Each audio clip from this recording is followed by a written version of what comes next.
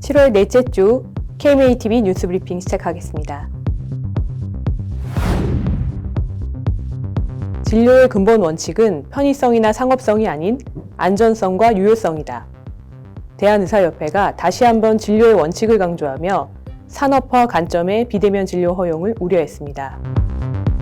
대한의사협회 산하 KMA 폴리시 특별위원회는 7월 2, 3일 재택치료와 원격 의료 시행에 대한 고찰을 주제로 상반기 워크숍 및 세미나를 열어 원격 의료의 원칙과 의료계의 정책 어젠다를 공유했으며 비대면 진료 역시 의학적, 기술적 안전을 우선한다는 대면 진료의 원칙과 틀에서 벗어날 수 없다고 규정했습니다.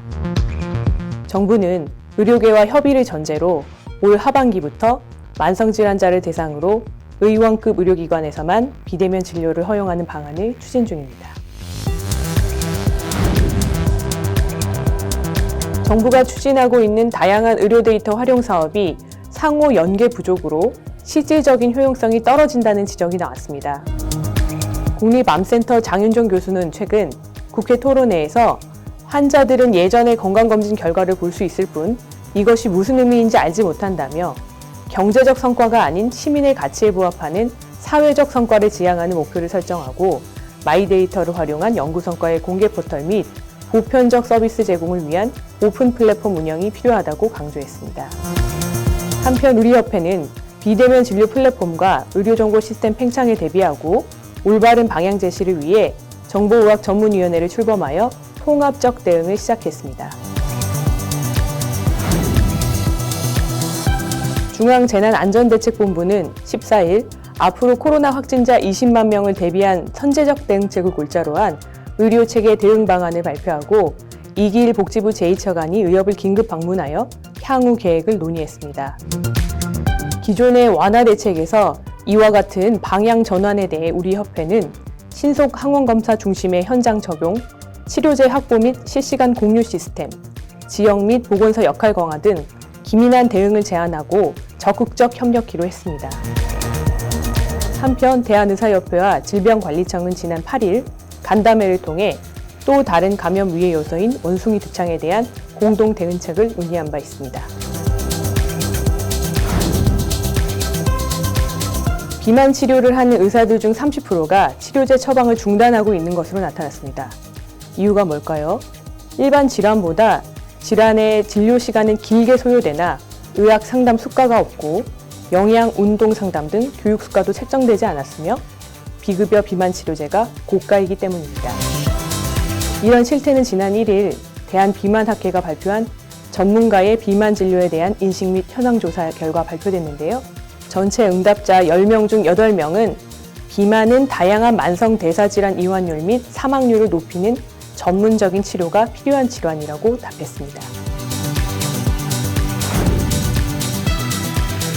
국립암센터가 새로운 간암 진료 가이드라인을 발표했습니다.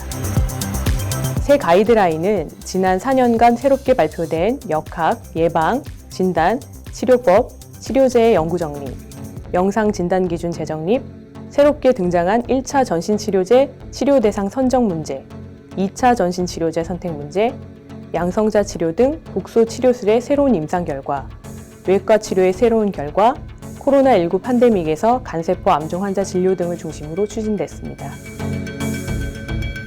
만성 간질환 환자 중 스타틴 또는 아스피린을 투여하는 경우 영상 기준이나 간 절제의 경우 다발성 간세포 암종 환자에서 수술적 절제를 고려할 수 있는 경우 등에 대한 권고사항이 추가됐으며 간세포 암종 1차 치료제 병합요법과 새로운 2차 치료제 병합요법 등을 제시했습니다. 대법원이 한의사의 카복시 시술을 불법이라고 판단했습니다. 대법원은 지난 30일 카복시 시술을 해 의료법 위반 혐의로 기소된 한의사 A씨 상고를 기각하고 벌금 80만 원을 선고한 원심을 최종 확정했습니다.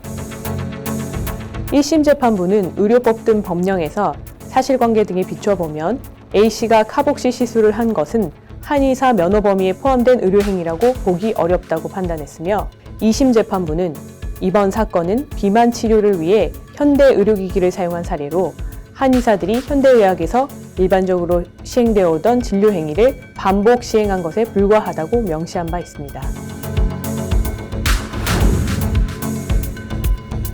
의사들이 환자나 환자 보호자에게 폭언, 폭행을 당하는 사례가 만연하고 있다는 것이 구체적인 수치로 확인됐습니다. 최근 의협신문이 대회원 긴급 설문조사를 실시한 결과 의사 10명 중 8명이 최근 1년 사이에 폭언, 폭행을 당한 경험이 있고 10명 중 6명은 진료실에서 불안함을 느끼고 있었습니다. 의사들은 폭언, 폭행에 대한 보안 요원, 경찰의 대응 지침 강화와 적극적인 대응을 위한 법 개정, 검찰의 기소 요건 완화, 반의사 불벌죄 폐지, 진료 거부 허용 등을 요구했습니다.